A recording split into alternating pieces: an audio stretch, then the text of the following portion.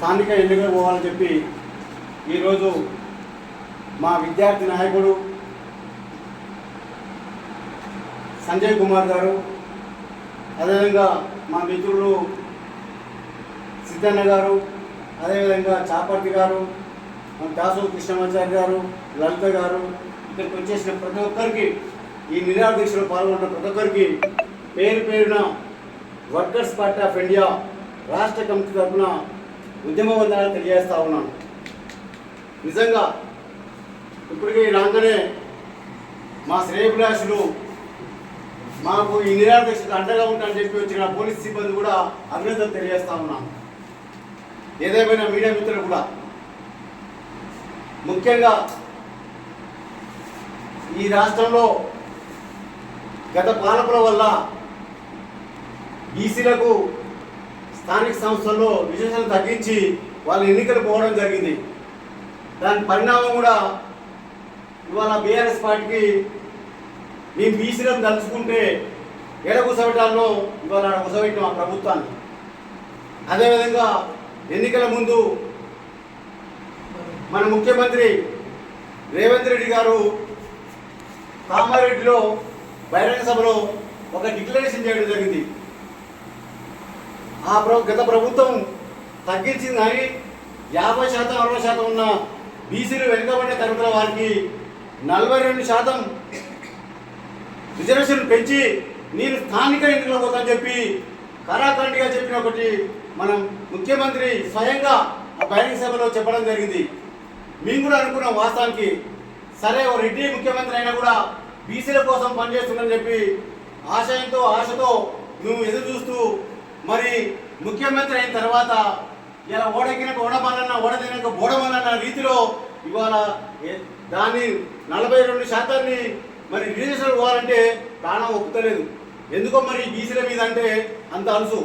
బాబాసాహెబ్ ఇవాళ ఒకటే కోరుకుండు, మన ఓట్లు మనం వేసుకోవాలి, మన రాజ్యాన్ని మనం పరిపాలించుకోవాలనే ఉద్దేశంతో ఆనాడు చెప్పడం జరిగింది. నిజంగా ఆ సిద్ధాంతాలు ఇవాళ బీసీలో ఉన్న 50-60% ఉన్న వాళ్ళు, అదేవిధంగా ఎస్సీ ఎస్టీ బీసీ మైనార్టీ సంబంధించిన 90% ప్రజలు ఇలా మా ఓట్లు మా వేసుకుంటే రేవంత్ రెడ్డిలో అయితే నరేంద్ర మోడీ అడిగే పరిస్థితి కాదు. కానీ మా దాంట్లో చదువు దూరం చేసి అనేకత చేసి ఇలా కుల విభజన చేసి కులాల పరంగా వాళ్ళు విభజించి మా ఓట్లు అని చెప్పి వాళ్ళతోటి ఈ ఉన్న 5% వాళ్ళు ఇలా రాజ్యానికి ఎదగడానికి సుగమం చేసుకొని విభజించి పాలించడం జరుగుతూ ఉంది ఈ రాష్ట్రంలో, ఈ దేశంలో. ఇది వాస్తవం. నేను అడుగుతాను, ఇలా మాకు కావాల్సింది మీ మనులు అడుగుతున్నాం, మాణిక్యాలు అడుగుతున్నాం, వజ్రాలు అడుగుతున్నాం, వైరిత్యాలు అడుగుతున్నాం. నాయన ముఖ్యమంత్రి గారు, నువ్వు కామారెడ్డిలో ఏదైతే చెప్పినావో అదే అమలు చేయమని చెప్తున్నాం. మేము అడగలే వాతావరణం కూడా, మేము రిజర్వేషన్ పెంచాలని చెప్పడం జరిగింది. కానీ 42% పెంచుతానని చెప్పి నువ్వు కరెక్ట్గా చెప్పినావు. అరే నీ నోటితో అన్న మాటని నువ్వెందుకు అమలు చేస్తావని చెప్పి నేను అమలు చేస్తలేవని చెప్పి నేను ఈ సందర్భంగా నిరాహార దీక్ష సందర్భంగా నేను కోరుతా ఉన్నాను. ఒకటే కోరుతా ఉన్నాం, మాకు కావాల్సింది ఇలా మా సంజయ్ కుమార్ లాంటి ఇక్కడ కూర్చున్న నిరాహార దీక్షలో కూర్చున్నటువంటి ఇవాళ నిజంగా మేము కోరుకునేది ఏంటంటే ముఖ్యంగా వాస్తవానికి ఇలా ఈ దేశంలో చెట్లకు, కుక్కలకు, నక్కలకు, పందులకు, పుళ్ళకు, జంతువులకు అన్నిటికీ లెక్కలు ఉంటాయి. కానీ ఈ దేశంలో దౌర్భాగ్య పరిస్థితి ఏంటంటే ఇవాళ బీసీలకు లెక్కలు లేకపోవడం అంటే ఇంతకంటే ఈనాది ఏదైనా పరిస్థితి ఉందంటే ఇంతకంటే ఘోరం ఎందుకు లేదని చెప్పి ఈ దేశంలో నేను కోరుకుంటా ఉన్నాను. ఇప్పటికైనా ఈ ప్రజలు ఈ పాలకులు కోరుకునేది ముఖ్యంగా కోరుకోవాల్సింది ఏంటంటే ఈ దేశంలో ఒక కుక్కకు లెక్క కడతాం కానీ ఒక మనిషికి లెక్క కట్టవా బిడ్డ అని నేను అడుగుతా ఉన్నాను. కేసీఆర్ కానీ దేశ ప్రజలు సరే నీకు లెక్కలు ఉంటాయి, నీ అందరికి లెక్కలు ఉంటాయి. కానీ ఇవాళ ఎందుకు ఉంటాయని చెప్పి లెక్కలు అడతాను.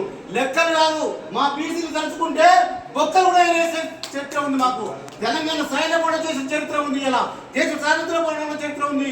మొన్న జరిగిన తెలంగాణ రాష్ట్ర ప్రభుత్వంలో ప్రధానమైన పాత్ర వహించిన ఒక చరిత్ర ఇవాళ మాకుందని చెప్పి చెప్తున్నాం. ఇదో పెద్ద లెక్క కాదు.